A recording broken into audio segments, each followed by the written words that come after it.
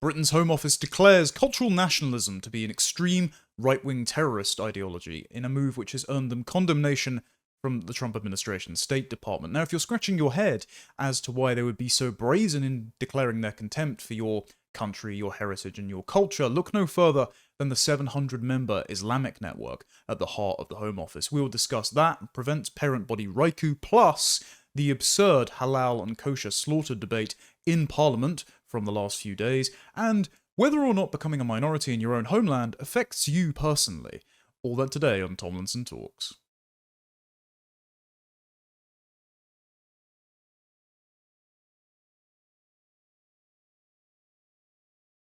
So Prevent, the government's anti-extremism watchdog, or at least that's what it's meant to be, has declared cultural nationalism a right-wing terrorist ideology. In a screenshot first reported by The Telegraph from the government's Prevent Duty training, which is mandatory spot the signs of radicalization training that civil servants, but also safeguarding leads and teachers in schools undergo, they list under extreme right-wing terrorist ideologies, which they define as the active or vocal support of ideologies that advocate discrimination or violence against minority groups. They list the three following. Cultural nationalism, defined as Western culture is under threat from mass migration and a lack of integration by certain ethnic and cultural groups. Number 2, white or ethno-nationalism, mass migration from the non-white world and demographic change poses an existential threat to the white race and Western culture. And white supremacism, the white race is biologically, culturally, and spiritually superior to all other races, an alternative form of government ranging from fascist regimes to ethno-tribalism should replace Western parliamentary democracy. Now, before we deconstruct all of those bogus definitions, you might be wondering, how on earth would they be so bold and brazen to declare contempt for me on a government website? And well, if you're wondering that, you may not be aware of the insidious Islamic activist networks that have hijacked not only Prevent, but its parent body RICU within the Home Office and dictate counter-terror policy, they dictate media coverage in the aftermath of terror attacks, and they gaslight the host majority population into not looking back in anger in order to ensure that Islam and Muslims living in Britain do not come under any scrutiny or criticism for how their faith might have inspired the jihadists who claim the lives of their daughters. But looking at these definitions, looking at the extreme right-wing terror definition overall, you have there baked into it multiple fallacies. So, first, we define extreme right-wing terrorism as the active or vocal support of ideologies. So, speech and violence are identical in their eyes.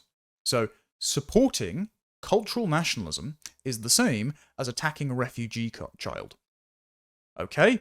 This is just designed to create blockades to their ideological revolution, their wholesale substitution of your culture, your faith, and your heritage with foreign cultures and foreign faiths and foreign peoples, which is, I mean, if you take away the tools of being able to object to this policy, then what do you get but unilateral disarmament of the native host population who have voted against mass migration and multiculturalism in every election and referendum since 1974.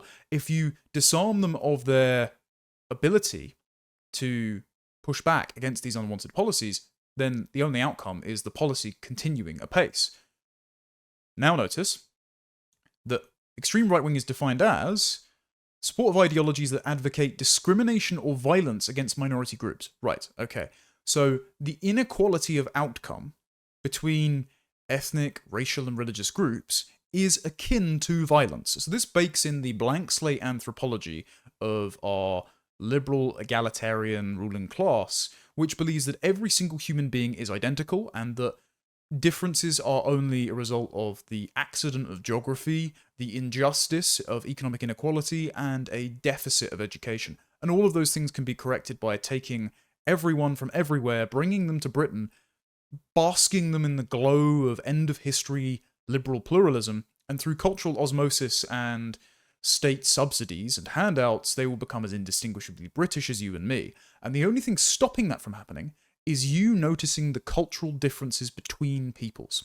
So actually, racism is the most grievous sin because it's the only thing standing in the way of an egalitarian utopia. If you just stop complaining about the fact that they're importing jihadists, even the most ardent jihadist will have his heart melted by British values. It is an insane axiom of faith that our ruling class buys in wholesale, and when met with the inevitable consequences of their unwanted policies, rather than reassess, they double down and censor and scapegoat you as a far-right extremist for not going along with it. And then, what's most interesting is when they say against minority groups, the insinuation there is that there are oppressor and oppressed classes. So the idea is that it bakes in a cultural Marxist worldview into the definition of what is not extreme. So if you do not seek to level all perceived power, status, and wealth differences between minority and majority groups, or oppressor and oppressed groups, you are an extremist, you are right-wing, you are viewed as a terrorist, according to the government's counter-terror watchdog, which all civil servants are being trained to believe. And then under cultural nationalism, of course, it says Western culture, which itself is in scare quotes, as if that sort of thing doesn't exist. There's no distinct lineage, there's no identity, there's no philosophical continuity between Athens, Rome, and Bethlehem or Jerusalem, and therefore, your identity, your culture means nothing, and we can reconfigure and redefine it as suits us. That is the aim of what they're doing here. They are gaslighting you out of defending what you love. They are trying to strip away any justification for you having something particular that they cannot meddle with and include themselves in. And so, the cultural nationalism definition also demands that you don't notice any difference, any qualitative differences between the peoples who come here. So, a boat full of Eritrean and Afghan migrants who have broken into the country via the English Channel, who have paid a Hawala financier and a people smuggler to give them illegal entry on Dover Beach. They are completely indistinguishable from a family of Hong Kong refugees or an Australian who has come over on a temporary work visa. All of these people are in the category immigrant, and all of these immigrants may be of different ethnic and cultural groups, and the increasing plurality of these ethnic and cultural groups is cited as the sole strength of Britain, being diversity. But if you notice those differences in ethnicity and culture and say that they have some downsides, well, then suddenly you're a terrorist. And that's the point. It is meant to be so that the only acceptable belief by the state is one of the positive affirmation of mass migration, multiculturalism, and the substitution of your culture for foreign cultures, who are celebrated as being stronger than yours, meaning the absence of those foreign cultures makes you weak and incapable of being justified on your own terms. I mean, I don't understand how that's anything but contempt for the indigenous host population of Britain, who I think are generally decent people with an admirable culture and who should be grateful to have inherited so many accomplishments from their forebears. But no, even expressing appreciation for that, distinct from the post-war cosmopolitan diversity worship, is itself an act of terrorism, apparently. And then the other two definitions are totally rubbish as well. I don't abide by these. I know my friend Andrew Gold, when speaking to Konstantin Kisin, mistakenly called me an ethno-nationalist in his podcast, in a section he's now removed as a way of good faith apology. But I'm neither an ethno nor a civic nationalist. I think that's a false binary. I think the phrase ethno-nationalist is held up to mean racist as a kind of straw man, which liberal civic nationalists who want to abolish the concept of any national identity with limits and exclusive parameters, they hold up ethno-nationalism as something to say, oh, isn't that scary? We're the only legitimate position, as the Home Office is doing here with cultural nationalism. However, when they try and define white and ethno-nationalism and white supremacism, it's totally moronic, because they've separated them out into two distinct categories. But white supremacism references the term ethno-tribalism. So it's almost impossible to render them distinct when one definition uses the other definition's term in its definition.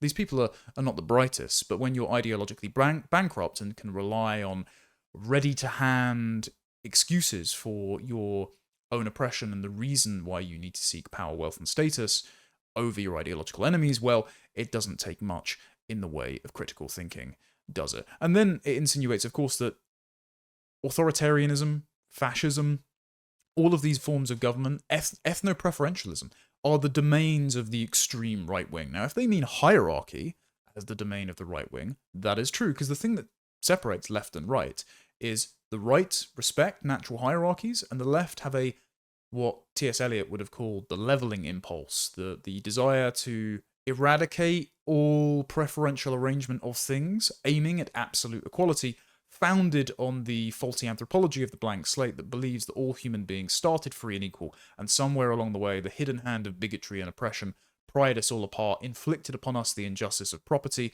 and if we would just renounce all of our possessions and stop noticing differences, we'd live in John Lennon's Imagine. So unless they're saying that hierarchy is the domain of the right wing, they labour under serious philosophical misapprehensions, or just bad faith interpretations of their political opponents, because Italian fascism was not itself a racial doctrine, and it came out of the Paris communes and the Marxist trade unions, so fascism is neither the domain of the right, nor is the domain of ethno or white supremacists, and the idea that ethnic preferentialism is itself the domain of white Europeans, I mean, in repeated surveys, such as the Ipsos Mori polling that came out a couple of years ago, we see that particularly the British, but all across Europe, they have much lower levels of ethnic consciousness and much lower levels of opposition to foreign religions than the people that have been imported into their midst. And then the Home Office would like you to pretend that importing people from those tribal regions with high levels of ethnic in-group preference will have absolutely no impact on Western parliamentary democracy. It's all a farce just to get you to shut up about the mass immigration experiment that they are running on our country. With a definition, by the way, which would then classify current Labour Prime Minister Keir Starmer as a cultural nationalist, because he classified mass migration as an open borders experiment which is turning Britain into a nation of strangers. Not that he's actually going to do anything about it, because remember, he's outsourcing all of his policies to be decided by these civil servants who have been trained on this ideology. However, in just rhetoric alone, I expect he'll be getting a knock on the door and a non-crime hate incident and be referred to Prevent by the end of the afternoon. Now, a Home Office spokesperson responded to this reporting in the Telegraph, and they said, Prevent is not about restricting debate or free speech, but about protecting those susceptible to radicalisation. Now, excuse me if I disbelieve you when the definitions that you're basing radicalisation on are this absurd, ill thought through, and politically motivated. Who's doing this? Who specifically within the Home Office is doing this? Well, as Stephen Edgington and I have reported on before, the Home Office is riddled with an Islamic network. So it's got over 700 members, and it aims to, in its own words, influence policymakers to support Muslim needs. It aims to promote a clear understanding of generic Islam, provide advice and guidance to senior civil service management on religious issues that affect Muslim staff, and facilitate and support Home Office engagement with external stakeholders from Muslim communities. So it picks and chooses which are the legitimate representatives of the British Muslim community that the state has to engage with, which almost always idea launders from extreme groups up the chain of command to state policy. A perfect example of this is the Muslim Vote Organization, which was meant to be an ostensibly neutral body that just motivates Muslims to vote along Muslim lines. But it was shaped by members of Hizb ut-Tahrir, the proscribed group who stood on the streets of London in the aftermath of October 7th, causing for Muslim armies to rise up for jihad. And they were proscribed in early 2024 by the Conservative government, after originally, when it was attempted to be prescribed by a previous Conservative government, when he was Director of Public Prosecutions, Keir Starmer wrote to the European Convention on Court of Human Rights on behalf of Hizb ut-Tahrir and said that they are one of many voices that need to be heard. Well, Hizb ut-Tahrir, an extremist organisation that William Shawcross credited in his report for disarming Prevent in its attempts to police Islamic extremism, they helped inform the Muslim Vote Organisation, who helped 4 independent Gaza-obsessed Muslim MPs get elected at the last election. So you can see a chain of continuity from extremist Muslim groups to government policy and parliament. Now, in this reporting by Stephen Edgington, he notes that yes, it has exceeded 700 members, and other staff members working in the Home Office, including one whistleblower, are very uncomfortable about having to work with them, because they say having an Islamic lobby group inside the Home Office represents a serious threat to the government's aims in combating Islamic extremism and granting asylum to those fleeing Islamic countries over religious persecution. The network has already produced pro-hijab propaganda, which it sent to asylum seeker decision makers in the Home Office, and explicitly states its aim is to influence policy to support their religious goals. And they also focus on hiring more Muslim members of staff. And one of these members of staff, in a seminar last year at King's College London, said that Prevent is inherently racist because it focuses on Islamic extremism. And then later in that same seminar, when the seminar attendees were played ISIS propaganda videos as an example of Islamist extremism, that member of staff pointed at the screen and laughed and said, "I know him, he went to my school." So the British state is putting in charge of asylum decisions and counter-terror policy Muslim members of staff who hire other Muslim members of staff who went to school with ISIS terrorists and find it funny. And you wonder why cultural nationalism by the British host majority is deemed terrorism by those people. It is because we have Muslim activists embedded at the highest levels of the state dictating what you can and cannot say about immigration, multiculturalism, and of course, Islam. And one of these people, in an expose recently by Cathy Ginnell at The Conservative Woman and by Christian Concern, one of these people misrepresented the relative safety of a Muslim country to Christians to try to block a Christian asylum seeker who is fleeing forced conversion to Islam from gaining the right to stay in the country. Now, we can have a debate as to whether or not Britain should be accepting any refugees from a nation that it doesn't border. I am personally in favour of amending the 1952 Refugee Convention from the UN that says that you have to seek asylum in your continent of origin. However, it shows that the asylum system, I mean, the purpose of the system is what it does. The purpose of the asylum system is to admit an increasing number of Muslims into Britain while deterring Christians fleeing Muslim persecution. So the asylum system is not a neutral application of the rule of law. It is a way for Muslims to enter the country, facilitated by other Muslim members of staff who have a very strong ethno and religious consciousness about themselves being Muslims and members of the Ummah, the global Muslim race as they see it. I would not like to see it that way. I would not like any of this corruption to be in my government in the first place, but unfortunately, thanks to diversity, equity, and inclusion policies, and thanks to the long march of Islamic advocates through our institutions, they're here and they're making decisions. And I suppose this would explain why in Prevent's glossary of terms, as has been for a long time, not only is cultural nationalism featured, but if you go to the Islamist terrorism section, it's very revealing how they treat it. So, Islamist terrorism is the threat or use of violence as a means to establish a strict interpretation of an Islamic society. For some, this is a political ideology which envisions, for example, the creation of a global Islamic caliphate based on strict implementation of Sharia law. Many adherents believe that violence, or jihad, as they conceive it, is not only a necessary strategic tool to achieve their aims, but an individual's religious duty. In the UK, the Islamist terrorist threat comes overwhelmingly from those inspired by, but not necessarily affiliated with, Daesh or Al-Qaeda, but they operate within a wider landscape of radicalizing influences as set out by the government's response to the independent review of Prevent. And this is the most telling part. Islamists should not be interpreted as a reference to individuals who follow the religion of Islam. Right, so they are saying there is no ideological connective tissue between jihadists and jihad as written in the Quran and Hadiths. They are saying that anyone who commits a terror attack in the name of Islam is incorrectly interpreting the Quran and is incorrectly justifying their beliefs by referring to the texts of Islam.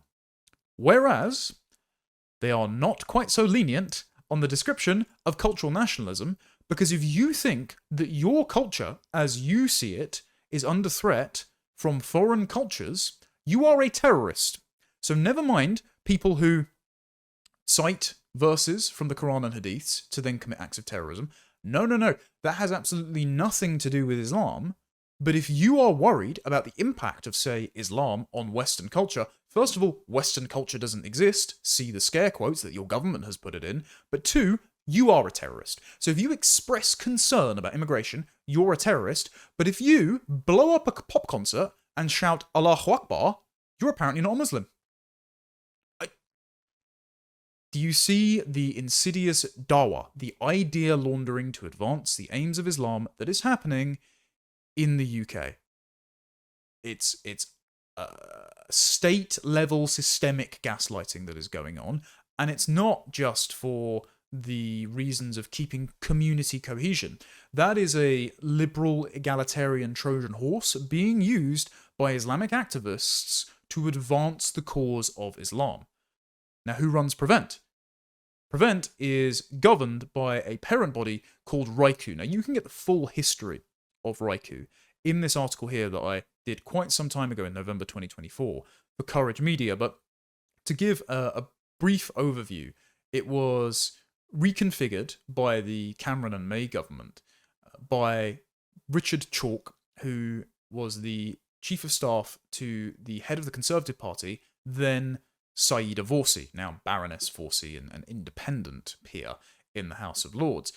Chalk had just come off of deployment in Baghdad, in Iraq, running classified psychological warfare operations on the population there, and brought his insights back. And what RICU does, RICU is the Research, Information and Communications Unit within the Home Office. It runs psychological warfare operations in the aftermath of terror attacks to convince the British public that Islam is not to blame. So it controls media coverage, it runs prefabricated hashtag campaigns and organises events, it busses imams out to the site of terror attacks to ensure that British people have a positive view of Islam even after some jihadist has blown up a pop concert. And I say pop concert because in 2017, Prevent themselves were involved in organising the message and the event of the Don't Look Back in Anger concert in Manchester Arena. So yes, the government was telling the grieving parents of the victims of Manchester Arena bombing, don't look back in anger and do not blame Islam. And we know this because disaster planner Lucy Easthope wrote that she had regretted how quickly that she and other members of RICU had rolled out the message of we will survive, we will resist, resilience, and don't look back in anger after the bombing had gone on. So they, even those people have, sometimes guilty consciences. But without that, we wouldn't know that they were doing this. Prime example of this as well is this front page here. So when British aid worker Alan Henning was beheaded on video by ISIS in 2014, the Sun newspaper ran this image of a woman in a Union Jack hijab. Now, this had not been made for that front page. It had been made by the UK Home Office, quote, to promote the true face of Islam among vulnerable UK communities. So it defines Islam as vulnerable, worthy of state protection, and then it says, we get to define the actual vision of Islam, which is a woman in a Union Jack hijab. Never mind the fact that the hijab, niqab, and burqa, and all modesty and veiling practices in Islam are inflicted upon women with the premise that men's sexual appetites are so uncontrollable that they have to dress themselves in bin liners lest they have sexual violence visited upon them. But apparently, this is the true face of Islam, as told to you by the government, as forced to be put on the front page of a newspaper after an ISIS terror attack to ensure that you do not have a negative opinion of Islam when a Muslim cuts a man's head off on camera.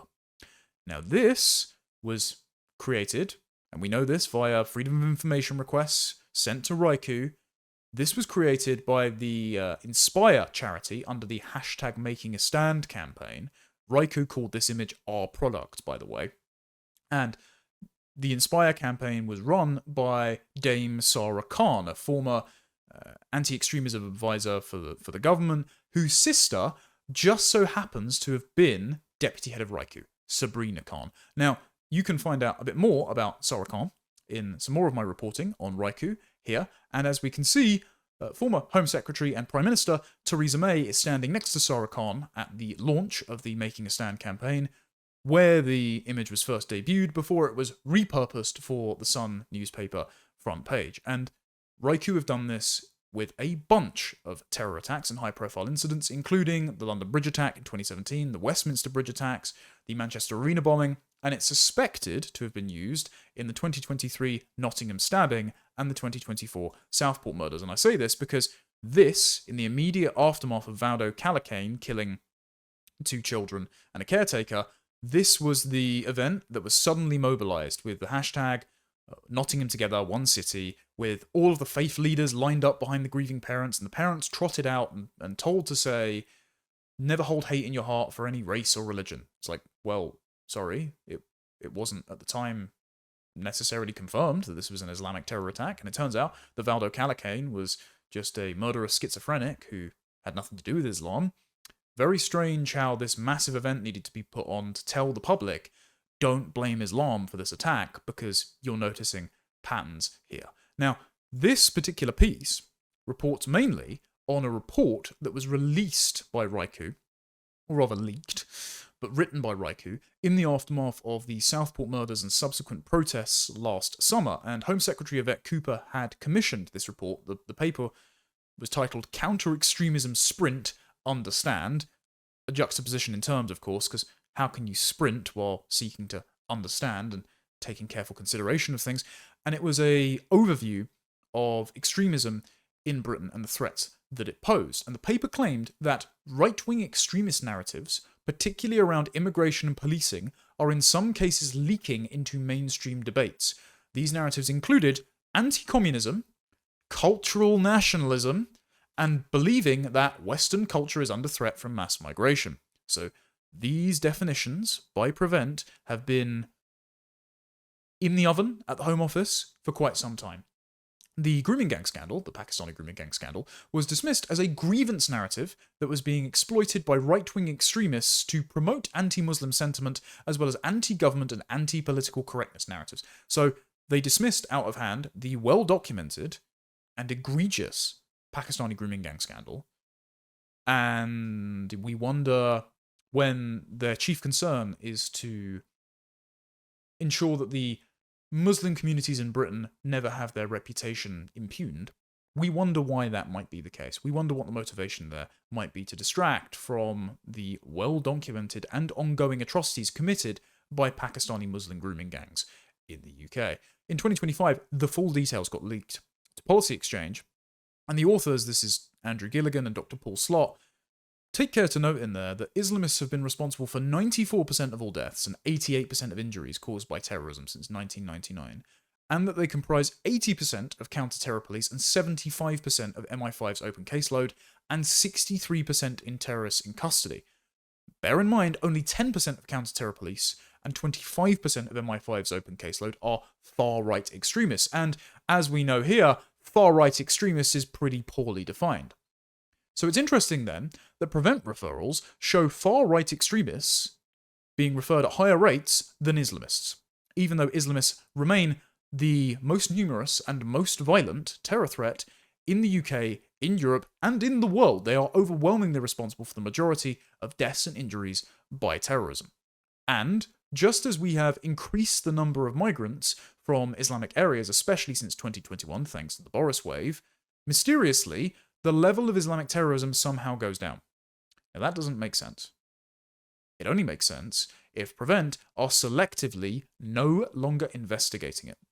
And it shows you what their priorities are, because in that report, the report that I mentioned in this article here, only one page and one case study are dedicated to Islamist extremism.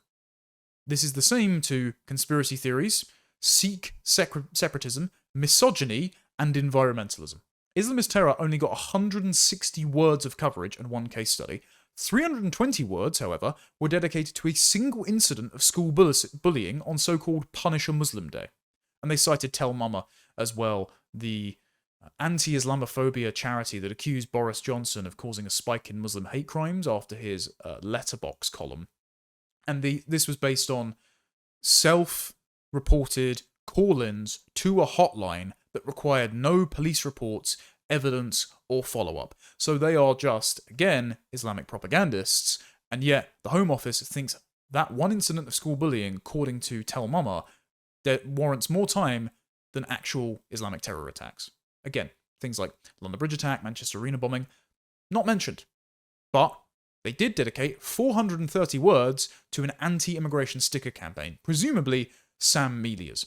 Now, excuse me if I think that stickers are of a lower priority than bombings and beheadings. This is all after Sir William Shawcross released the Shawcross Report, his independent review of Prevent in 2023, and he said, although Islamist terrorism is currently the largest terrorist threat facing the United Kingdom, Prevent is not doing enough to counter non-violent Islamist extremism. And of course, the non-violent Islamist extremism, the dawah preached in mosques and madrasas in this country, converts very readily into Islamist terror. However, if you notice, the definition of Islamist extremism is to decouple words and scripture and Islamist teaching from the terror attacks done in the name of Islam, whereas if you're alarmed about your culture coming under threat by immigration and multiculturalism, the policies of the state, then those are definitely linked. So your culture and its concerns are inextricable from you being a violent right-wing terrorist that beats up refugee children. Now, Shawcross noted in his review of Prevent, the present boundaries around what is termed by Prevent as extremist Islamist ideology are being drawn too narrowly, while the boundaries around the ideology of the extreme right wing are too broad. And this is 100% the case. Because remember when that Home Office official responded to the Telegraph and said, we're not out to censor free speech? Bear in mind, Prevent compiled a list a couple of years ago of actively patriotic and proud texts, that's the word they used, that are apparently frequented by far-right extremists. And they included, and I'm not joking, Beowulf, The Lord of the Rings, C.S. Lewis, Douglas Murray, Peter Hitchens, Melanie Phillips, John Locke's two treatises, Michael Portillo's Great British Railway Journeys, Yes Minister, Brave New World, and without a hint of irony, George Orwell's 1984, which has just got a brand new trigger warning, of course, presumably because they took Prevent's warnings that, reading about the rise of English socialism will lead to far-right extremism very seriously. And after this has happened, Colonel Richard Kemp has already criticised Prevent before, but he said that Prevent, in trying to emphasise far-right extremism rather than Islamic extremism, in the interests of trying to appear even-handed and appease people that criticise the Prevent programme for focusing on Islamic extremists, it has led to the number of far-right referrals for pensioners to increase by 90%. The idea that pensioners are on the precipice of going out and committing Anders Breivik-style neo-Nazi terror attacks is absurd, and I think Richard Kemp is attributing a lack of ill motive here, just saying, they're trying to be fair, they're for political reasons, they're trying to ensure that the demand of right-wing terrorism is matched by an inflated supply.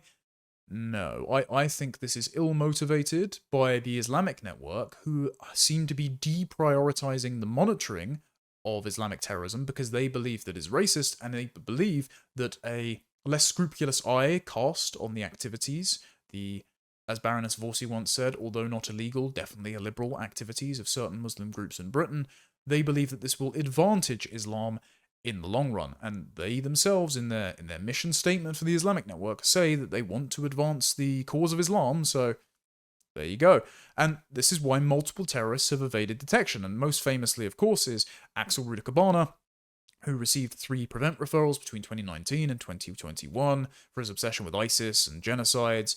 No action was taken, and Prevent officers had misspelled his name, so they couldn't see the previous referrals in the system. Actually, the former head of Prevent resigned over this matter very recently. And of course, Abi Harbi Ali, the son of a Somalian diplomat who killed Sir David Amess MP in his constituency in Southend in 2021. Abi's father was the former director of media and communications for the former Prime Minister of Somalia and worked on counter-extremism operations against al-Shabaab. So, would have thought that he would be a high-profile person on the government's anti-extremism watchdog's radar. In a coroner's report in July 2024, it found that Ali was reported to Prevent in 2014, but missed his 6-month case review after he'd already met with 2 officers in a McDonald's, and then had his case closed after a 12-month review, reporting nothing of concern. So David Amos's daughter has been denied a further inquiry, an investigation into Prevent by the government, so she's bringing lawsuits forward because she has been spoken to with such disrespect and disregard by even her dad's former colleagues who would have called him friends. And remember, in the immediate aftermath of Sir David Amos's murder, what did Parliament call for? Further restrictions on online speech. They said David's law to crack down on hurty words online, not taking action against Islamic extremism, instead trying to censor critics of the government, their immigration and their multicultural management policy on Twitter. Disrespectful, disgusting, but wholly predictable for an ideologically captured government. Now, much of this happened under Dame Sarah Khan, reminder, and her sister, Sabrina, and Sarah Khan had recently released, in December of 2024, a report with our old friends, the communist activist group Hope Not Hate. Now, this report I covered here in the Radicals Redefining Extremism piece on Courage Media.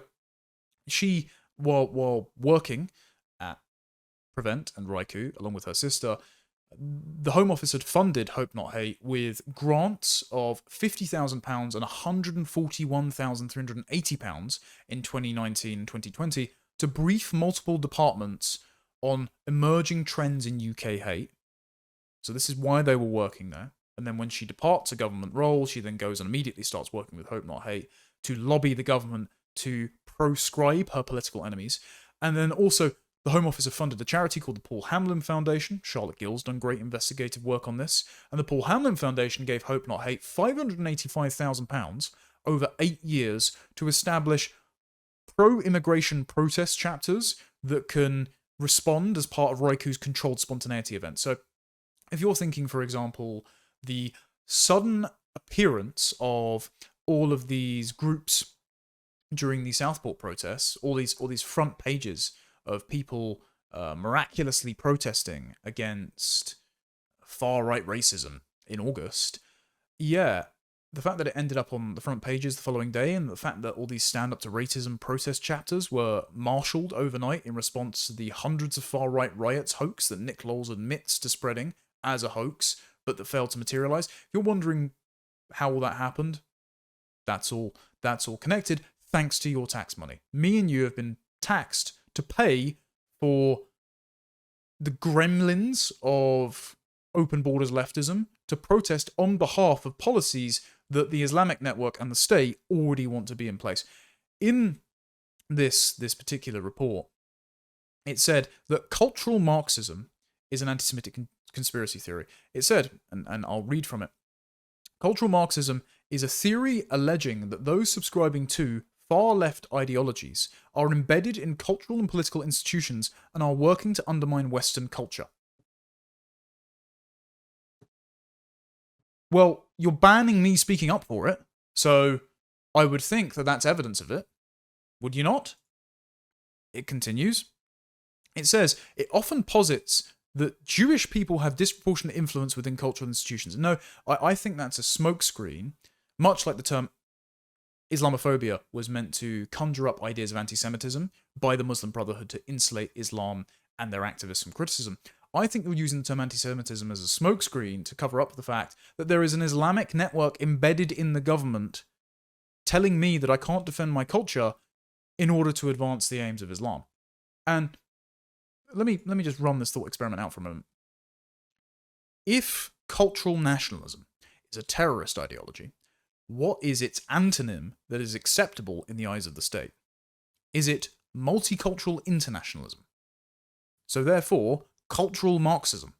So at the same time, the former government counter-extremism advisor is working with a communist group, Hope Not Hate, whose head of research praised Stalin's Red Army at a Hope Not Hate event on camera in 2013.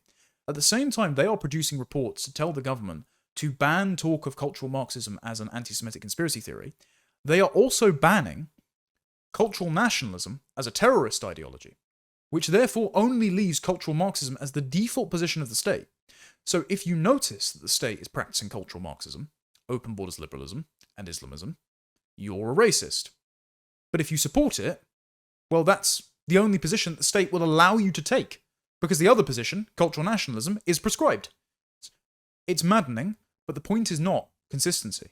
The point is to disarm you from complaints against what is happening to your country. As I point out in this article as well, in the paper itself, and we shouldn't expect rigorous scholarship from these people, neither of these definitions receive citations from sources that might give them a fairer hearing. For example, cultural Marxism as a term that refers to writers from the Frankfurt School, such as Theodor Adorno, Max Horkheimer, Herbert Marcuse, or the Italian communist Antonio Gramsci, who urged fellow revolutionaries to abandon wars of maneuver, that's direct action tactics, for wars of position, to infiltrate the state and conduct what Rudy Dutch would call the Long March through the institutions. This was then cited as inspiration by Kimberly Crenshaw, the creator of intersectionality, as the reason for formulating critical race theory. I've just laid out a very simplified, but cited, genealogy of cultural Marxism there that anyone who is intellectually honest could have put in that paper. Didn't take me very long. Why did they not? Because they want to ban you from noticing this is what they're doing, while also leaving it as the only position which you can affirmatively support. It's not happening, and it's a good thing, as is the usual leftist dialectic. Michael Knowles, in his book Speechless, actually points out that the attempt to render the study of cultural Marxism radioactive by calling it a conspiracy theory was itself a conspiracy by left-wing academics, who didn't want their forebears to be subject to public scrutiny. So Hope Not Hate are now throwing up the smokescreen of anti-Semitism to hide what they are actually doing. And it's absurd, again, that they cite anti-Semitism, because Jewish academics like Yoram Hazony and Eric Kaufman, Ben Shapiro, Dennis Prager have all said that there are some liberal secular Jews who are pushing mass immigration and multiculturalism as a way to protect Jewish identity, and they think that's a bad idea, and that, yes, cultural Marxism exists, and it doesn't matter whether or not that lots of the authors themselves were Jewish. That doesn't mean that you can't criticize the ideas of cultural Marxism. If you're going to call all those guys anti-Semites, then again, you're just discrediting yourself. Now, what's the point of all this? The point of all this, of course, is to advance the goals of Islam without being subject to scrutiny. But also, and the reason it gives such purchase by the members of the state who are not themselves Muslims, like Keir Starmer, it's to crack down on talk of civil war. Now, I went over this last week.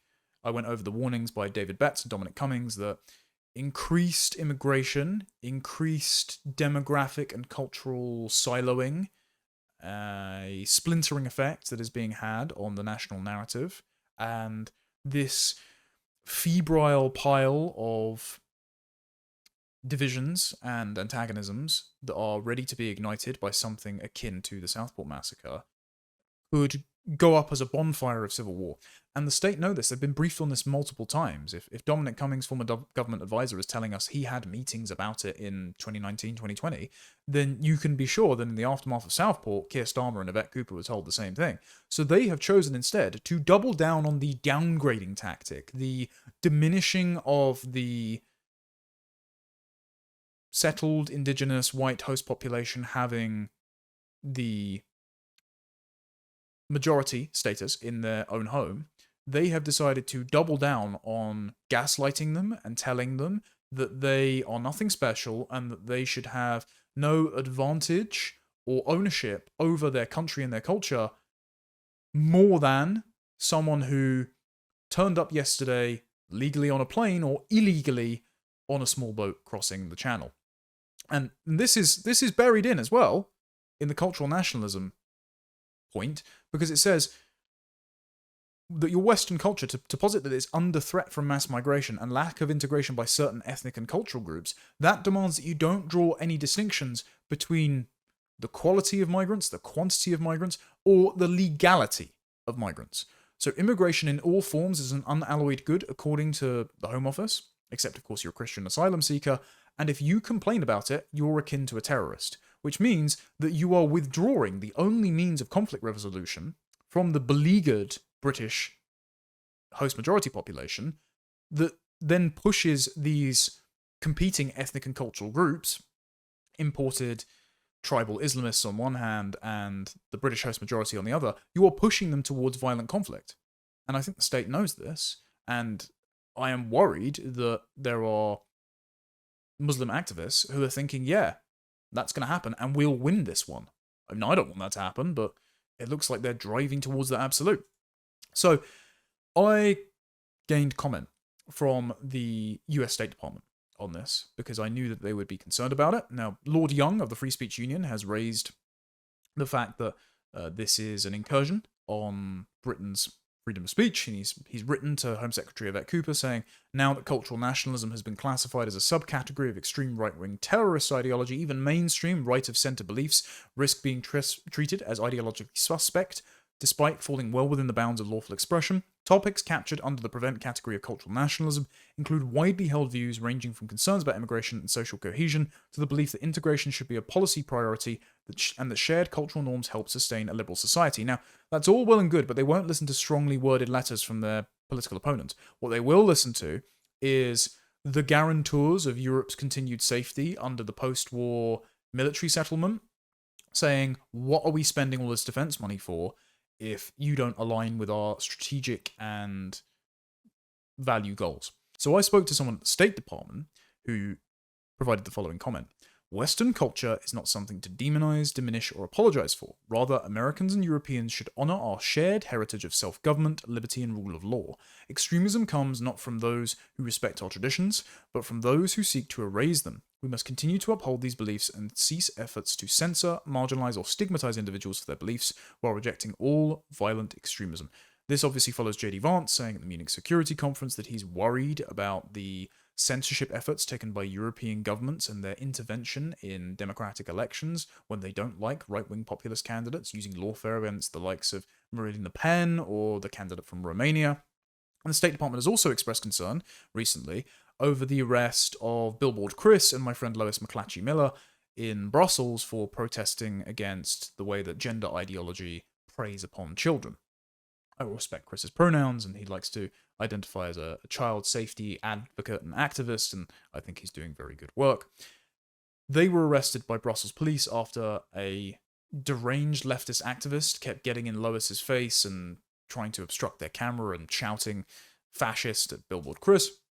The Brussels police arrived after they were called because this man was harassing Lois, a rather feisty yet small woman, and they turned up and they arrested both Lois and Chris and confiscated their signs instead. And in response, the US State Department issued a statement. And they said to the Daily Wire, we are aware of these reports and are looking into the matter. The State Department strongly supports the peaceful freedom of expression for all. And in May, an official at the State Department, Sam Sampson, wrote a Substack post in a sort of unprecedented move of transparency by the American government and said, the suppression of speech, facilitation of mass migration, targeting of religious expression, and undermining of electoral choice threatens the very foundation of the transatlantic partnership. A Europe that replaces its spiritual and cultural roots, that treats traditional values as dangerous relics, and that centralizes power in an unaccountable institution is a Europe less capable of standing firm against external threats and internal decay. So, it looks like America is questioning what the point of NATO is if Europe's populations, particularly the British government, are punishing their majority for patriotism. And so they're thinking, well, as long as you have this insidious Islamic network at the heart of your government, why on earth would we bail you out in the event of a military incursion or invasion? And so I would suggest that the ruling treacherous Labour government, who have no inclination to defend the culture or people of Britain, might reassess their plan when the US might withdraw all military support should we get ourselves in a sticky situation, because you have bullied the host population for all of its natural loves and loyalties of family, faith, community, and country for a very long time. This week, MPs in Parliament debated the ban of non-stun religious exemption animal slaughter, halal, and kosher.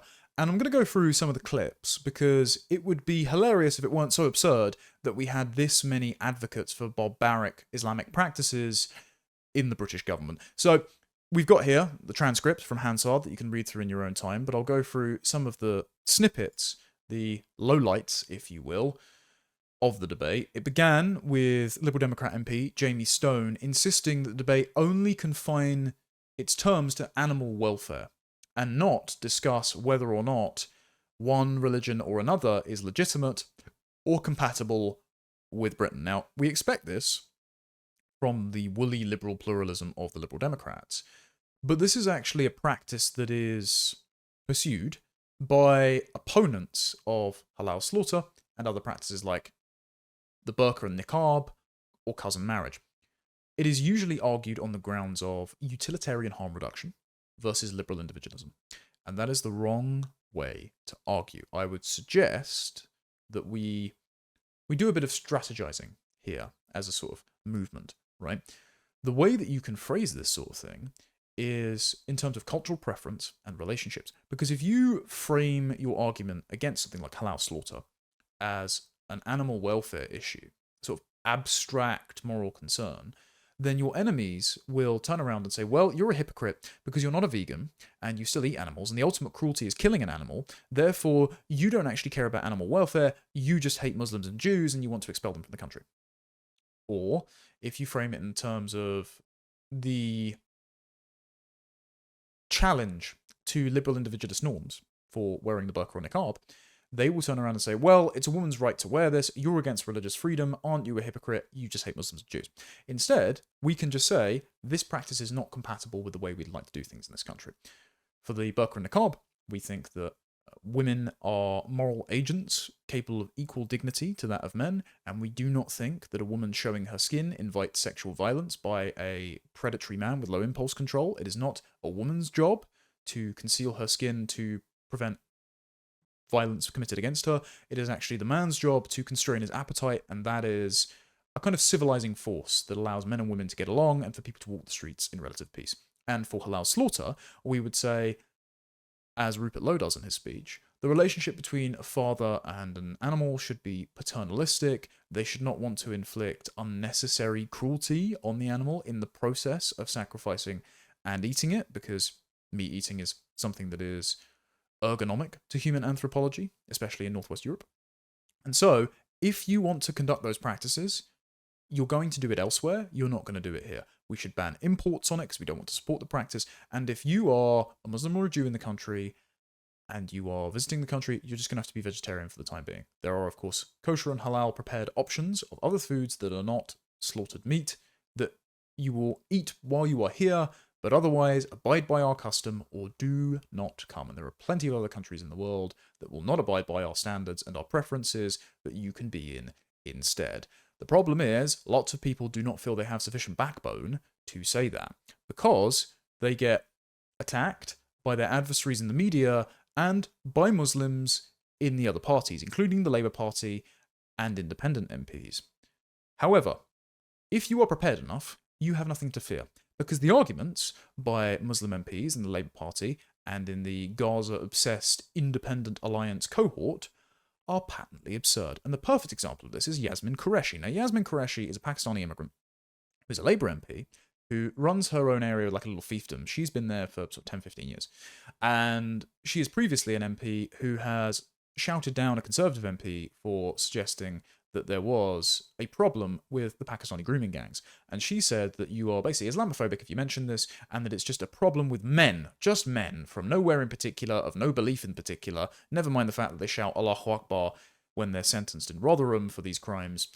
And if you are suggesting there's any sort of connective tissue between the way that Islam views women and the clannish morality of Mirpur Pakistanis, and the fact that they perpetrate these heinous crimes against English girls, well then you're just a racist. She says all of this, right? Easily disprovable on that issue. She then goes even more absurd during the halal slaughter debate to argue that because the butchers hug animals before they slit their throats and let them bleed to death, there's no problem. Others who can talk more about the kosher practice also accept that it is recognizing that you are taking a living being, and therefore you have to respect it. And in fact, the Islamic slaughtering, and I think it's the same with the Shitsa method, is that the animal, when it's slaughtered, is actually held, embraced, so that if, for example, there's any stress, it is de-stressed. And Islamically, I know that all animals have to be vegetarian animals, effectively. So Muslims only eat basically lamb, cows, sheep and chicken, because they are considered to be grass-eating vegetarian animals and don't eat other animals. So again, eating healthy meat, but also protecting meat and the way it's slaughtered is important. And therefore, to say that this is somehow barbaric, that is wrong.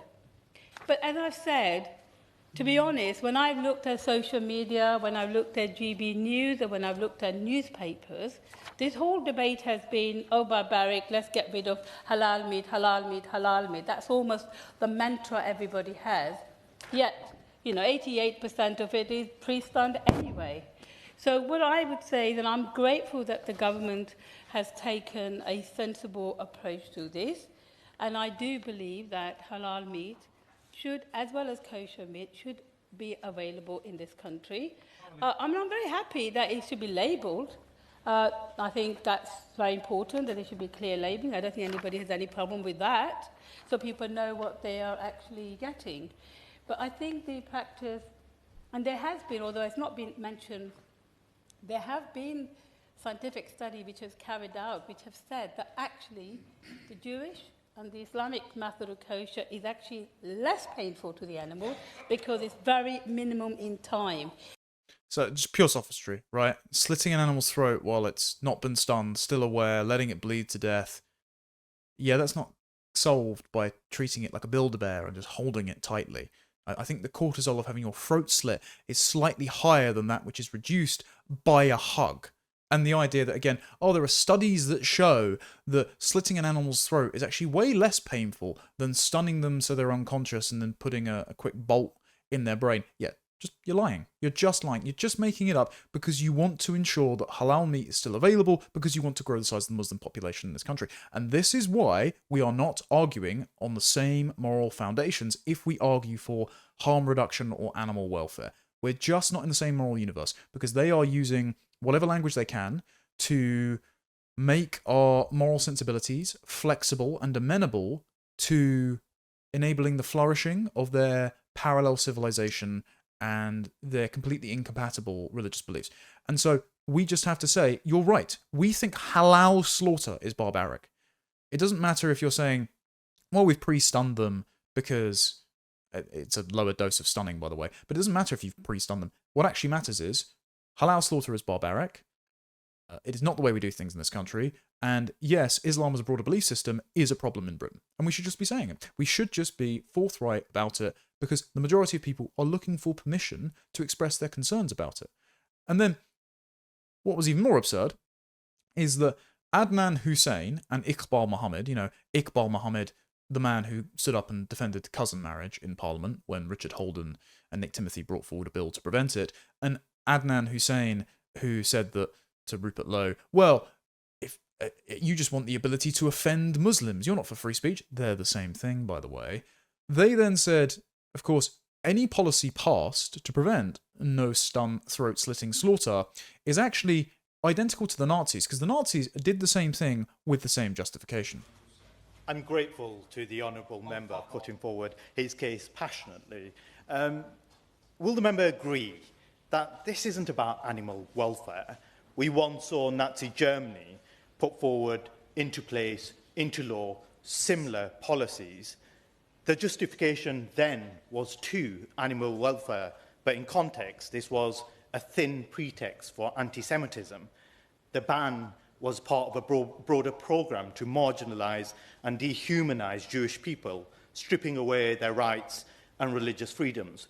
Will the member agree that a ban on this nature threatens to have similar effect on Britain's Muslim and Jewish communities? I thank the honourable member for his intervention. We must drive our society from this place to move away from divisive rhetoric and hurtful behaviours, racism, anti-Semitism and Islamophobia. And any such attempts that bring these to the fore should be challenged and communities should be protected. So excuse me if I don't think that these chaps who make constant interventions on behalf of Gaza are all that bothered about anti-Semitism. I think that's a smokescreen, as the Muslim Brotherhood used when inventing the term Islamophobia. I think that's a smokescreen to associate criticism of Islam with third rails, especially after the atrocities of the Holocaust, that people do not want to touch because it is a reputation death sentence, and usually are associated with all sorts of kooky, conspiratorial, fevered imagination ravings, whereas criticisms of Islam, especially if you just read the texts associated with Islam, are perfectly rational and sensible and are not a phobia. And the idea, again, the juvenile insistence that everything we don't like is Adolf Hitler. I'm so bored of it now. I've got "you're literally Hitler" fatigue. No, it's not identical. It's not a subversive effort to expel all Jewish people from the country. It is saying that according to English custom, we do not like the way that kosher and halal slaughter treats animals. We do not regard Islam as compatible with the British way of life, and so we will prohibit the behaviours that we dislike, as is our right to do as the host majority with a distinct culture from yours, and you do not get to redefine our culture to include you, especially if you have nothing but contempt for our traditions and constantly accuse us of being racist and bigoted. And then, of course, Ayub Khan, another member of the Independent Alliance, got up and said, while the petition in question makes no reference to halal or kosher slaughter, it has been welcomed in right-wing echo chambers as an opportunity to marginalise and discriminate against the Muslim and Jewish communities. Now, this is the same Ayub Khan, by the way, who got up and said at a conference of Pakistanis lobbying for an airport in Mirpur, Pakistan, that the grooming gags is a false right-wing narrative that is done to sow division. So he is dismissing out of hand the well-documented abuse of white working-class girls by Pakistani Muslim men as a fiction. Meanwhile, he's accusing everyone else of veiled bigotry. This is blatant sophistry, and it is clearly just trying to pry open the vulnerabilities in Britain's secular liberal character, even though we have an official state religion, but it's not exactly taking as dominant a position in public life at the moment. It is trying to pry open those vulnerabilities to sneak in permissiveness of Islamic doctrine and allow that incompatible parallel civilization to flourish in our midst until such a time where, if these MPs were to reach a critical mass, Britain would become a Muslim country. And that is not desirable. I disagree with it entirely. And so the person we should look to frame these arguments is Rupert Lowe. And here's his full speech. And I'll play it and pause it where pertinent. But Rupert Lowe, as a farmer, got up and delivered the speech not on the grounds of abstract concerns about animal welfare, but as a farmer with a relationship to his animals and a sense of obligation to abide by English custom. And I think this is instructive as to how we should argue on issues like this, on issues like the burqa and the niqab, on issues like cousin marriage in future. Rupert Lowe. Thank you, Mr. Dowd. It's a pleasure to serve under your chairmanship. I accept this is a very sensitive debate, and we all get along fine in Parliament, so I hope you all accept what I'm saying as a genuine view from me. One of the greatest joys of being a farmer is raising livestock. You see them born, you feed them, you watch them grow, you care for them. And when their time comes, you want that end to be swift, calm, dignified, and painless. Right now, today, all across the country in abattoirs, we're allowing vile practices that would turn the stomach of any decent person, all in the name of religious exemption. No bolt to the brain, no stunning, no anaesthetic, a blade, a deep crushing cut across the throat. The animal does not die instantly. It thrashes, it gasps, it panics. It feels everything. That's a minute of pure agony while the blood pours from its body. No sedation, no stunning, just raw terror and suffocation. As a farmer, I would rightly be prosecuted for treating our animals like that. But in the abattoir, it's legal under religious exemption. It's two-tier slaughter.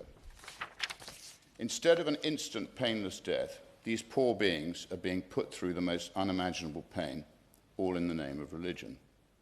This isn't farming, it's torture.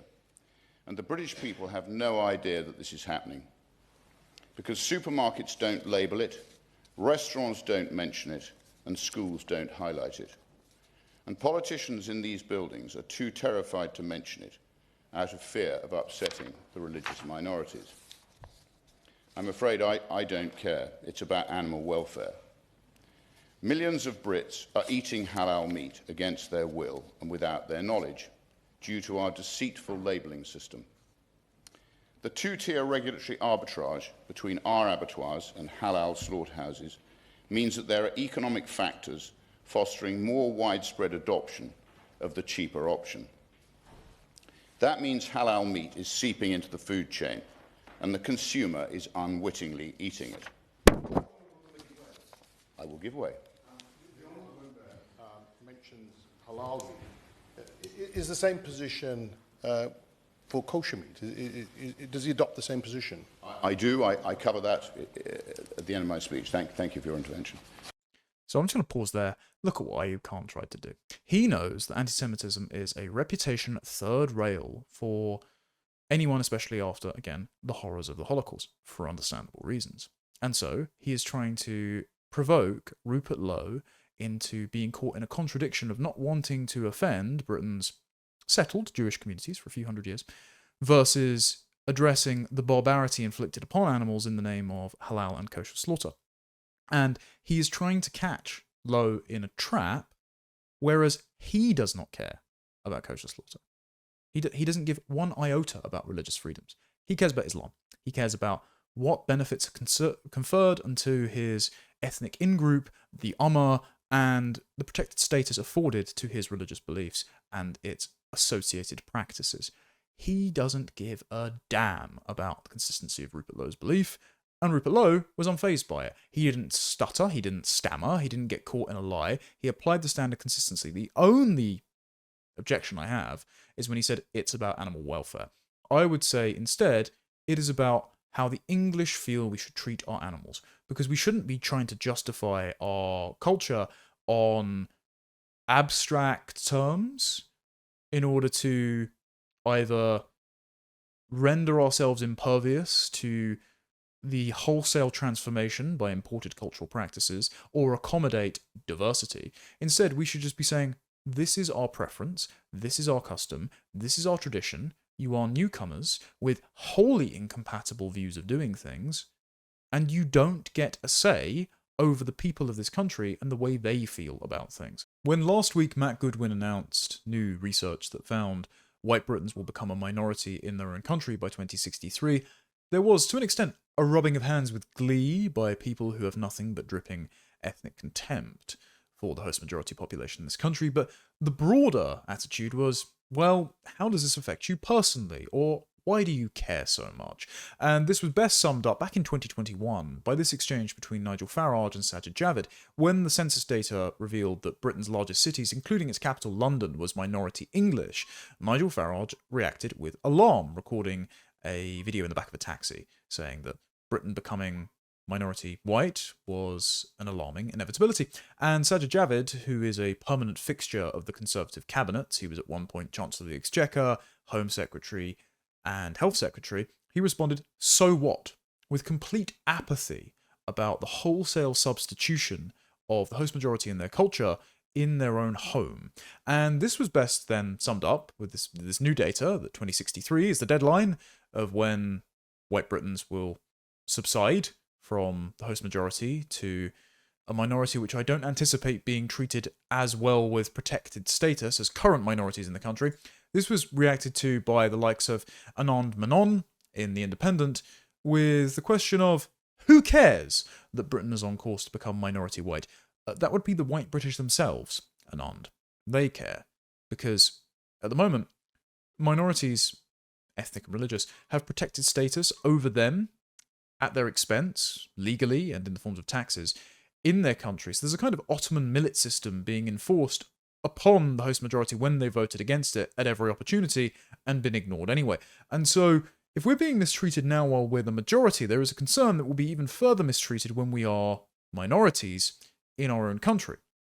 And it's also just a matter of principle of, we don't want this to happen, but it's happening to us anyway, and this is an unprecedented thing for the settled indigenous host population to, by means of policy, become no longer the dominant home-owning force and instead be outnumbered by its house guests. So I, quote, tweeted this with, yes, your culture is being driven to extinction by a mass immigration experiment that you voted against at every opportunity. Yes, your demographic displacement is justified as punishment for historical wrongs by those holding ethnic grudges, but why do you care so much? And I think that second sentence is an important point, because we're constantly told that diversity is our strength, and that diversity just is code for non-white, meaning that white people are weak, according to the likes of Sadiq Khan and even the Conservatives who would stand at the dispatch box and say this slur against the people.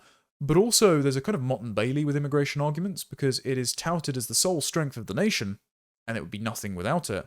But also, when you complain about it and you notice the deleterious consequences of demographic and thereby cultural change, you are told, well, you deserve it for having emigrated to and colonized other people. Never mind the fact that you brought them working plumbing and the wheel and abolished slavery, and instead they bring you Deliveroo drivers, sexual assault, and higher taxes. Not exactly the best quid pro quo in the world, but anyway, so let's look at Anand's piece, because what a lot of this debate boils down to is ethnic minorities who do not have a reverence for the people and the culture of the country that they're living in, but instead regard them with a kind of hostility or suspicion, trying to define themselves into the host majority identity by reconfiguring what the identity means when the host majority don't want their identity redefined. So Anand says, one newspaper report explained, rather curiously, that white British is defined as people who do not have an immigrant parent.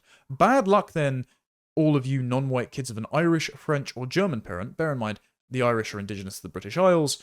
The French and the Germans have a qualitative cultural difference from the millions of third world migrants who arrived after the Boris wave. So I think we can draw distinctions between types of immigrants. They're not just all in the box of immigrant. And Anand is building this straw man here to insist that everyone is in the same category as immigrant. And if you object to, you know, 1 million Indians coming over in 4 years, you're also objecting to the Hungarian waitress who's coming over to work for a year on the Erasmus scheme and go back once her university degree is done. No, we can kind of draw distinctions between those types of people. The latter is a question of quantity and economic sustainability. The former is a question of quality and cultural proximity. And what is being done is building the straw man so that if you object to the former, the million Indians, then you must also object to the latter. And that's absurd. And so if you just hate immigrants, then the only position that is left is you must want unlimited numbers of immigrants, and you can't draw distinctions between people that are more or less likely to assimilate or at least appreciate our culture and want to live according to our custom. So therefore, if you can't draw any qualitative distinction, then your identity can be laid claim to by anyone who happens to pick it up and want to wear it like a skin suit. And he says, beyond this rank stupidity, there is of course something else going on here. This is less a dog whistle than plain old whistle. Dodgy extrapolations posing as predictions.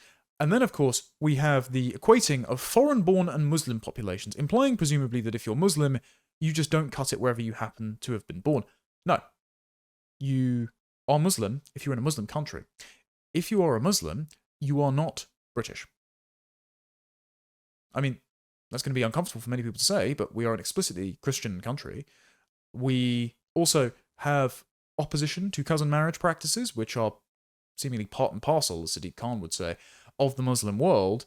And so that means that your lineage, your religion, your culture, and your heritage does influence whether or not you belong to one tribe or the other. And the tribe of the British is mutually exclusive from the tribe of Islam, the Ummah, who regard themselves as a kind of ethnic and religious collective as well. So yes, they are mutually exclusive. It doesn't matter whether or not that makes you uncomfortable. That is a fact, and you do not get to redefine my national identity, which I have inherited as a matter of gratitude from people who have made sacrifices to build my culture and my country and impart onto me the obligation to sustain all of these achievements.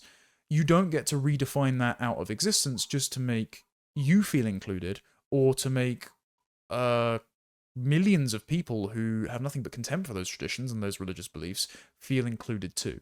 I am very happy with my identity being exclusive from yours. It does not survive if it is not. And then he says, if the problem that this country simply isn't white enough, someone may as well just come out and say it, because clearly the issue here isn't Britishness. No, it is. And the British happen to be Caucasian, they happen to be pale-skinned, they happen to be Northwest European. Some people who are British, as in ethnically British, are half ethnically British and half of somewhere else, like Ben Habib or Calvin Robinson, and they are, of course, partially indigenous to these isles. And so that has no moral quality. Their skin colour has absolutely no weight on whether or not they are a good person. So to set up this straw man that it's just about skin colour, to try and reduce it down to the most gauche and objectionable bigotry that then forces people who disagree with your character of national identity to agree with you so that they aren't just called racist because they also agree that racism is a bad thing. That's one of the most disingenuous sleights of hand that is routinely played, and it is played so that people are disarmed in their ability to argue against you redefining their national identity. Sorry, no, I don't think that skin colour is a sum total of a person, and it's because I think that I think that Britishness cannot be boiled down to white, yes, but that to be British is a matter of lineage. And so you also do not get to define yourself into being British by also emptying out Britishness of any content, of any culture. And so I think this is a wholly disingenuous and awful article. And he says there is a serious debate to be had, not only about immigration, but also about integration. Happily, the country that most of us inhabit is a place where both ethnic and religious integration is a daily reality for millions of families, including my own. But that just simply isn't the case. Assimilation and integration, the standard for integration is usually abide by the law and pay your taxes. That does not make you my neighbour, my countryman, my kinsman. You are not indistinguishable from the host population, but you are arguing that you should be indistinguishable from the host population while you are distinguishing yourself as an immigrant family with a different faith than that of the state. I mean, a citizen in the ancient world meant he who had the religion of the state, because states were formed around families who worshipped the same ancestors, made the same sacrifices, and that scaled upwards into the gods of the city-state with their own myths, like Romulus and Remus, or Minerva, the goddess of Bath in the Roman settlement of Bath in Britain. And so all of the people worshipped the same gods, whether or not they were through lineage or whether or not they were through sort of archetypes of shared heroic values, like the Greco-Roman gods. And so you all had to worship the same god, you would bury your ancestors in the same soil, you would take the soil from the old city-state and plant it in the new one to establish continuity in order to have the same identity. And an idiot, the etymology of the term, was someone who did not have the religion of the state, is a stateless person. So to say that you don't have to have the religion of the state, you don't have to share the values of the state, and you don't have to have a family connection to the land, is to render, functionally, the actual British people stateless by putting yourself on equal footing and legally privileged above those people. So this is an ultimately an insidious argument to say, well, yes, demographic change and thereby cultural change is going to render you a stranger in your own home, but why do you care? And if you care, you're basically just a racist. And Fraser Nelson makes the same argument in the Times. Fraser Nelson, the most incorrect man in Britain, of course. On the back of this Matt Goodwin data and Zia Yusuf's temporary departure, he says that Nigel Farage flirts with race politics at his peril. And so Fraser Nelson is trying to enforce this civic nationalism straw man that just being born in Britain or having a piece of paper makes you as indistinguishably British as someone who can trace their ancestral lineage back generations. He is trying to force that on Nigel Farage and everyone else that needs to be an adult in the room, else you are an ethnic nationalist or a racial purist. So they create this false dichotomy where if you don't believe in Fraser Nelson's boilerplate, bland version of British values, you are a racial determinist who must hate all black people and wants absolutely none of them to live in Britain. That is such a disingenuous smear, but it is the way that the dialectic is advanced, and you can see it in this article. He says, its recent anti-Muslim tone as a sign reform could slide into an unpalatable nativism that its leader can't control. Focusing on Zia Yusuf, you don't grow up as a British Muslim without recognising the dog whistles, the manufactured rows, the slow drift from cultural concern into civilizational paranoia. The technique is well worn on the continent to stir up a fight, any fight, and frame it as Muslims versus the West. That is how a lot of Muslims think about it. I think Fraser Nelson doesn't understand, or is voluntarily trying not to understand, the theory of mind from a parallel civilization who see themselves as spreading a religion by either the word or the sword, and through demographic means as well. we don't think of ourselves in that way as sort of individualistically minded, functionally secular, even if we're practicing Catholics, like Fraser claims to be, and that I am. We don't see ourselves that way as Brits, but lots of foreign peoples do. And so if you import those foreign peoples, they don't take on the character of Brits. They instead import their indigestible tribal priors to our shores, and it results in ethnic and cultural fracturing and the hijacking of an individualistic democracy by sectarian concerns, particularly among Muslims. He writes, hard conversations about integration and culture are certainly needed, and by that he means a centrally planned integration strategy that has everyone sign up to the values of Tony Blair and David Cameron, which is the British values of tolerance, liberalism, fair play. It's essentially like one big national game of cricket. Well, it turns out India and Pakistan quite like cricket too, but they don't exactly share the values of Britain, or they're not British. He says, this can be done in two ways. One that seeks to promote cohesion, or clash of civilization hysteria where individual crimes are turned into national metaphors. Britain has always stayed on the same side of this divide, the nativists seen as cranks. See the dichotomy here? You're a nativist racist, or you want to liquidate your entire national culture to encompass literally anyone who arrived here yesterday as being indistinguishable from you. It's a false dichotomy, don't buy into it. He says, but this is changing in an era where social media amplifies extremes. Research shows that in Europe, the biggest source of support for new right parties comes from those who see Islam as a threat to their countries. It's almost like that's in direct correlation with the number of Muslim migrants that have entered in the last few years that people have an immediate experience of having to live with and live around, and the fact that all of these terror attacks are happening, and I wonder if we can gain some insight from the fact that they're all shouting Allahu Akbar when they do it. The idea that Fraser Nelson is more of a scholar on what is and isn't authentic Islam, and what these people think, more than the people themselves that are very open about their motivations, is a dangerous delusion that is literally costing lives across the continent and in our country. So it must be rejected. Fraser says, Farage used to cry freedom, saying he had no interest in faith or skin colour. But this week a report was published by Matt Goodwin, an academic and prominent reform supporter, devoted to skin colour and suggesting that white Britons will be the minority by 2063. The foreign-born and their descendants will become a majority in England in 2079, he writes. My own children, Fraser writes, would fail this Brit test due to their mum's Slavic blood. It is important to note that Fraser Nelson has tweeted before that his own children do not identify as white British. So by his own standard, his own children do not believe in it. So if he thinks that second-generation assimilation is just a thing of birthplace, values, cultural osmosis, and signing up like a Scout's pledge to British values, then his own children have failed that test. So I suggest Fraser reassesses. I doubt he will. He says the category of mixed race does not appear in his study. It's white Brit, white other, and non-white. Such studies designed for social media are new and significant. Yes, and it's because not every immigrant is Ayaan Hirsi Ali. Not every second-generation mixed-race heritage person is Ben Habib. Cultural change is usually preceded by demographic change because a culture is preceded by the prefix of the people it belongs to. You cannot have British values or British culture without a distinct British people from whom it comes and from whom, therefore, it belongs.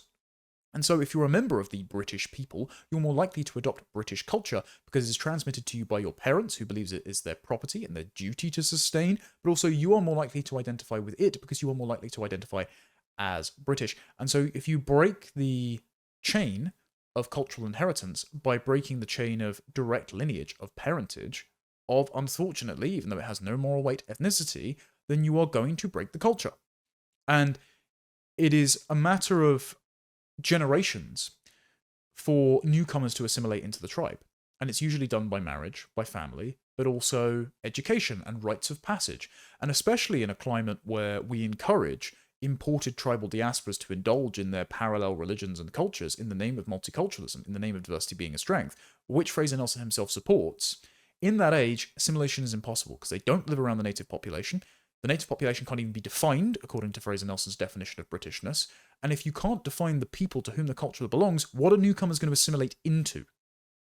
None of these are addressed, and so Fraser Nelson is not providing a viable solution. He's instead redefining our national identity beyond recognition and then calling you a racist when you have some substantive critiques of it.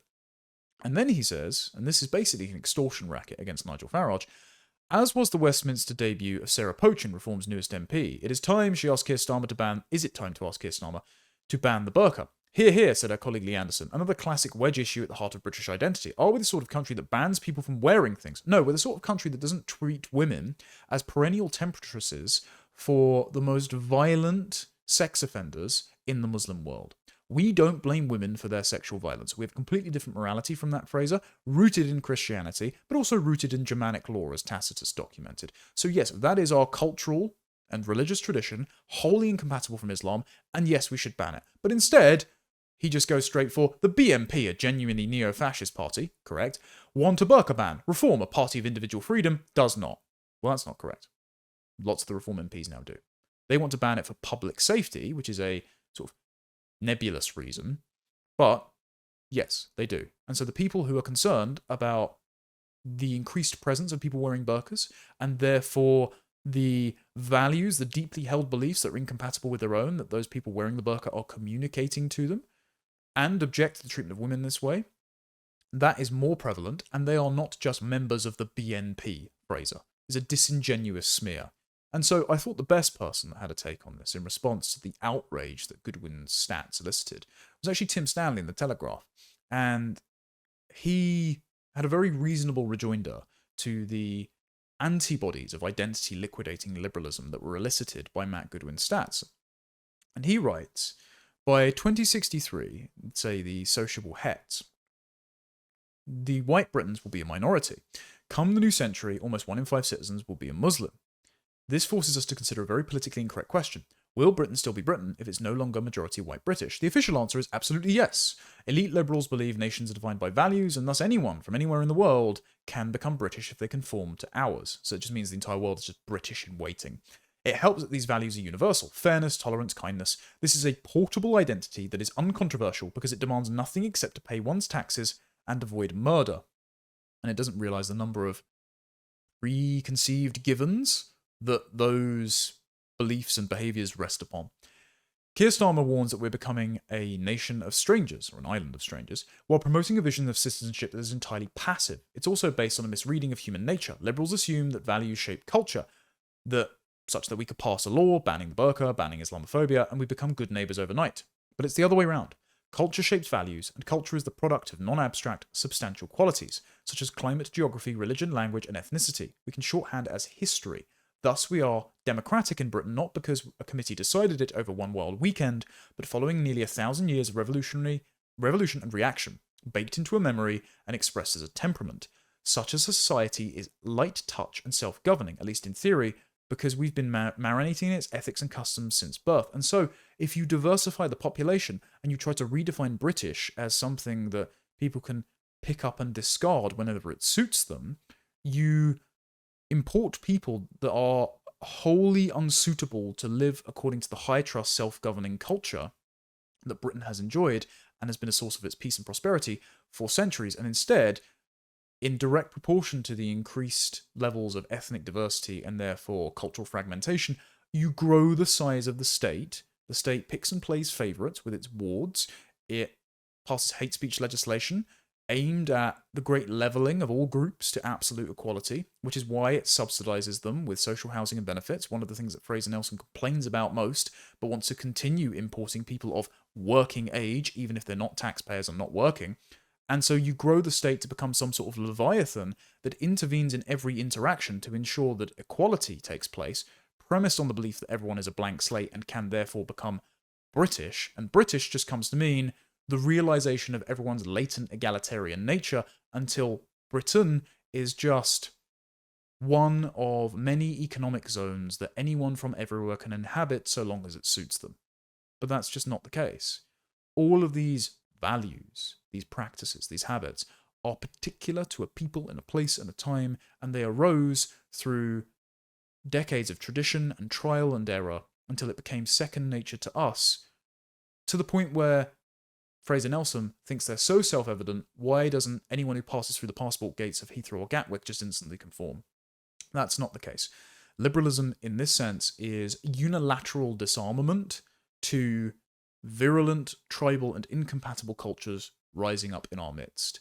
And it is time to reject the false binary of civic versus ethno-nationalism, which is pigeonholing sensible critics of the British values rendition of British identity as unconscionable racists, when that just simply isn't the case. Anyway, thank you all very much for watching. I will be back next week at the usual time. Till then, take care, God bless, and goodbye.